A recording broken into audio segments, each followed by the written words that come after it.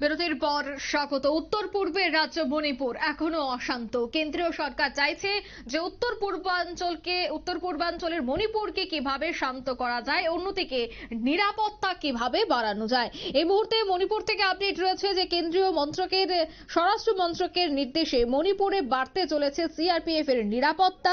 জঙ্গি হানা রুখতেই মণিপুরে মোতায়েন হচ্ছে আরো 2000 সশস্ত্র বাহিনী। কুকি জঙ্গিদের দৌরাত্ম্য আটকাতে সার্চ অপারেশনে নামছে যৌথ বাহিনী।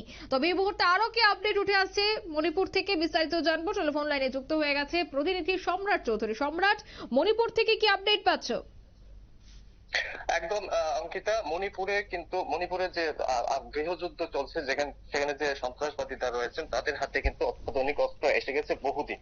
এটা প্রায় বেশ কয়েক মাস, এবং স্বাভাবিকভাবে এই নিয়ে কিন্তু নিরাপত্তার ঝুঁকিটা অনেক বেড়ে গিয়েছে। এরকম একটি পরিস্থিতিতে কেন্দ্র সরকার এবং মণিপুর রাজ্য সরকারের যে সিদ্ধান্ত, তা হচ্ছে গোটা রাজ্যকে চিরুনি তল্লাশি চালিয়ে একে একে জঙ্গি এবং সন্ত্রাসবাদীদের গ্রেফতার বা করে গোটা পরিস্থিতি নিয়ন্ত্রণে রাখা। এরকম অবস্থায় কেন্দ্র সরকার আবারও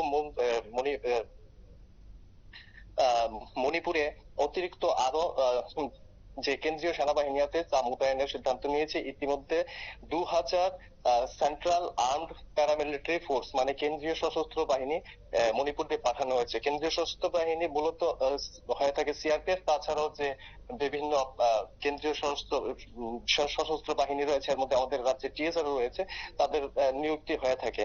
এই যে 2000 জওয়ান রয়েছে, তার মধ্যে প্রায় 1500 জওয়ান রয়েছেন সিআরপিএফ কে, মানে আমাদের কেন্দ্রীয় পুলিশ বাহিনী, আর বাকি 500 অন্যান্য বাহিনী থেকে নেওয়া হয়েছে। এবং এই অতিরিক্ত জওয়ান মণিপুরের যে রাজ্য পুলিশ এবং আসাম রাইফেলস, তারা যৌথভাবে আগামী দিনে গোটা মণিপুর জুড়ে কিন্তু চিরুনি তল্লাশি করবে। এবং এই চিরুনি তল্লাশির একমাত্র আপাতত কেন্দ্র সরকার এবং মণিপুর সরকারের কাছে কিন্তু উপায় মণিপুরকে শান্ত করা।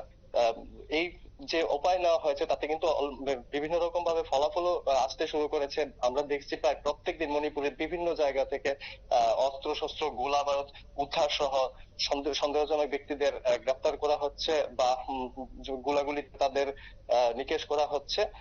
সব মিলিয়ে কিন্তু কেন্দ্র সরকার মণিপুর নিয়ে আরো কঠোর হতে চলছে। অঙ্কিতা। একদমই। ধন্যবাদ অঙ্কিতা। সম্রাট। কেন্দ্রীয় স্বরাষ্ট্র মন্ত্রকের নির্দেশ অনুযায়ী কিন্তু এবার আরো নিরাপত্তা বাড়ানো হয়েছে মণিপুরে। বিশেষ করে সিআরপিএফ এর একেবারে নিরাপত্তা চাদরে মুড়ে ফেলবে স্বরাষ্ট্র মন্ত্রকের এই নির্দেশের পর কিন্তু এবার সেখানে প্রচুর পরিমাণে সেনা মোতায়েন শুরু হয়ে গেছে। নিয়ে নিচ্ছে এই মুহূর্তে ছোট্ট একটি বিজ্ঞাপন বিরতি, সঙ্গে থাকুন।